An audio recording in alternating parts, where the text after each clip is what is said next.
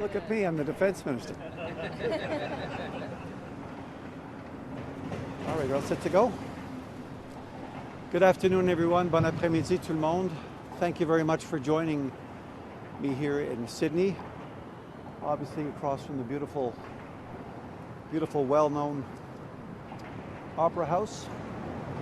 We're here in Australia to start off the second leg of a three-leg tour in the Indo-Pacific. This is a very important relationship for Canada to continue to build on.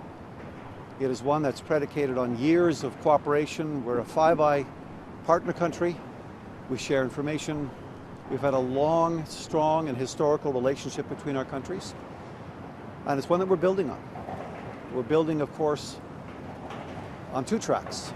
One is just generally speaking, a broader and deeper economic connection. But we're also, as we move more directly into the Indo-Pacific, we are moving into the area of defense and security with our Australian counterparts much more directly.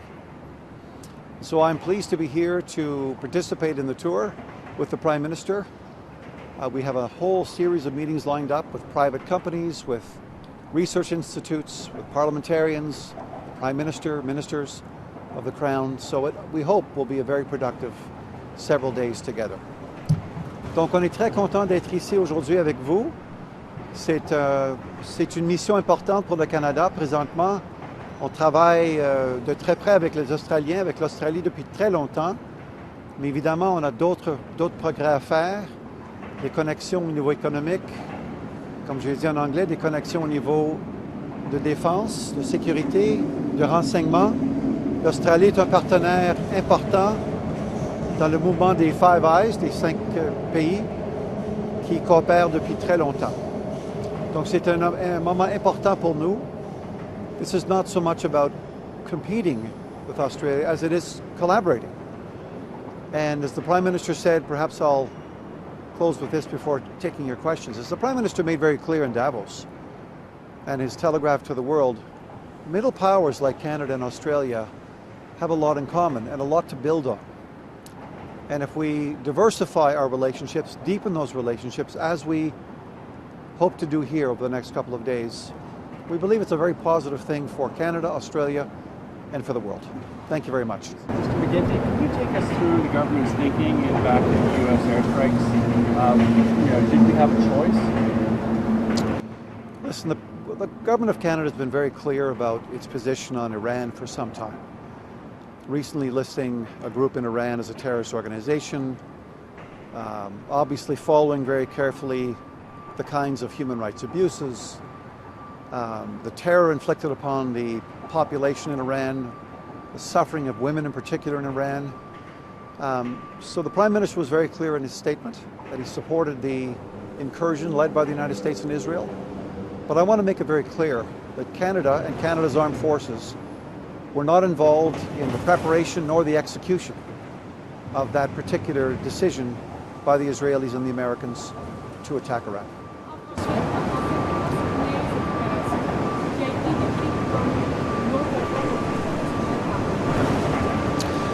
Le Canada, depuis très longtemps, critique et contre ce qui s'est passé en Iran depuis longtemps, des décennies. Les gens, la population ont beaucoup souffert, surtout les femmes. Et on voit ça depuis quelques années. Le Premier ministre a indiqué clairement que c'est le moment d'appuyer les États-Unis, d'appuyer le double entre les Israéliens et les Américains. C'est un moment important pour le Canada d'être là, mais je vais être en même temps très clair que les forces armées canadiennes n'ont pas été impliquées, ne sont pas impliquées dans ce qui se passe maintenant en Iran.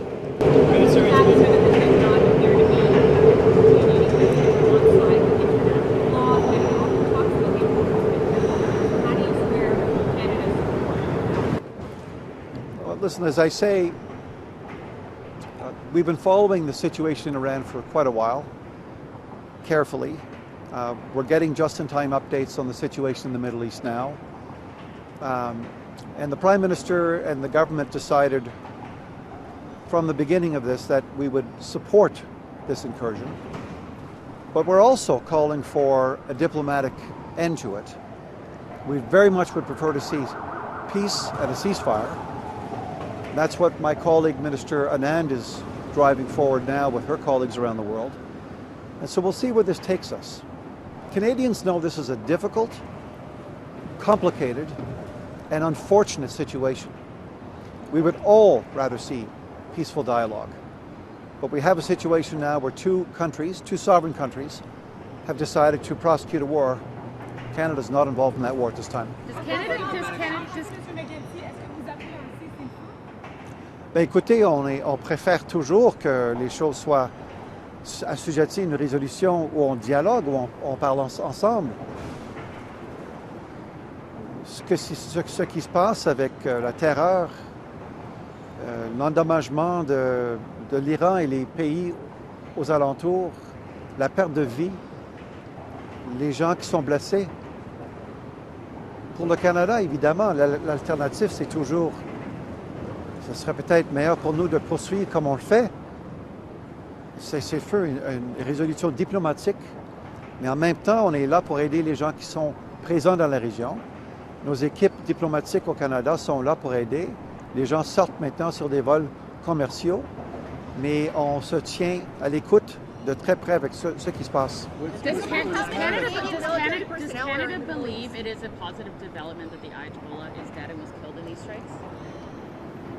Does Canada believe that the killing of the Ayatollah is a positive development? The Ayatollah Khomeini has been for many, many decades a very, very powerful force for evil in Iran and in the region. We know what's been happening and led through Iranian proxies. We know where funding and financing has been coming from. We know the extent of the involvement of the Iranian regime in, for example, organized criminal syndicates. We know what's been happening. And so at this stage, let's hope that cooler heads prevail. Let's hope that things calm down. Of course, we're watching this very carefully. It's a very serious moment. We're not underestimating that. But Canada will use its diplomatic efforts to try and stabilize the situation. Canadian military personnel are in the Middle East right now? There are some in the Middle East now. They are all fine, out of harm's way, and it's something that we're watching very carefully. Rough estimate. Minister, a number of countries in the region now are getting Iran is lobbying missiles at them, flying drones. Has there been any discussion about Canada taking part in an effort to defend these countries from bombing? There has not. It's difficult for us to divine from Canada. Our forces, our operational folks are watching this carefully. Why Iran has decided to act the way it's acting in trying to drag other member countries in the Middle East, other sovereign states, into this war is a question that's better put to them. Probably predictable, but not helpful. Minister, it's been nearly 12 years since the last Prime Minister visited Australia. Do you think it's been too long? It's never too late. Here we are. I think it's going to be a very positive couple of days. Certainly on the defense and security side, I'm looking forward to making progress with our counterparts here. There's a new openness here in Australia to work with Canada. I would say that.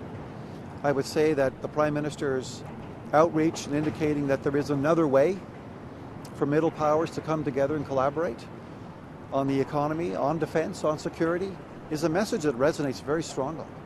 And in my meetings leading up to this visit with my counterpart, there's a great excitement here in Australia to see a further rapprochement between Canada and Australia. What do you say to former Liberal cabinet ministers? What do you say to former Liberal cabinet ministers who Attends une seconde. En français? Non. Écoute, c'est un bon moment pour le Canada et l'Australie de venir ensemble, de poursuivre une coopération plus approfondie, économique et dans le domaine de la défense, évidemment. C'est jamais trop tard, mais je pense qu'il y a une réceptivité ici en Australie qui suit le discours que M. Carney, le Premier ministre, a prononcé à Davos, où il a indiqué qu'il y a une autre façon de procéder dans le monde. Absolument, il va toujours avoir des grands pouvoirs, mais c'est le moment maintenant pour des pays dits médium au niveau de grandeur économique, de venir ensemble, de s'aligner et de coopérer. Et c'est exactement ce qu'on fait ici. Last question. Was Canada given advance notice by the Americans of these strikes, of the U.S. strikes? And what do you say to former Liberal cabinet ministers like Wood Axworthy who criticized this decision to support the Well, US? two things I would say to that. No, Canada was not given advance notice. Very clear on that. We've not been given advance notice. And two, the Liberal Party of Canada is a big tent. There's room for all kinds of competing views. I think it reflects Canadian society. That's a good thing. We're having dialogue, we're having debate. It's open, it's transparent. We'll find our way forward. And I think this mission here for Canadians indicates the efforts we're making to try to engage in the world. And, you know, and just perhaps with this, leave you with this, on the Indo-Pacific front, this is really an illustration of Canada acting practically in terms of Indo-Pacific engagement. And we'll have a lot more to say about this when we issue a final document or a communique coming from these meetings for the next couple of days. But it builds on the 12 agreements that we've signed, trade and defense, over the last 6 months.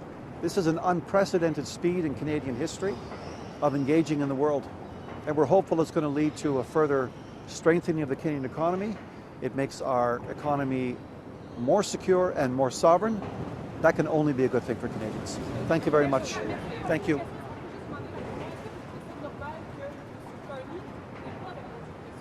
Je pense que M. Carney aura des choses à dire très bientôt là-dessus. Merci. Thank you. Thank you very much. Thank you, Minister.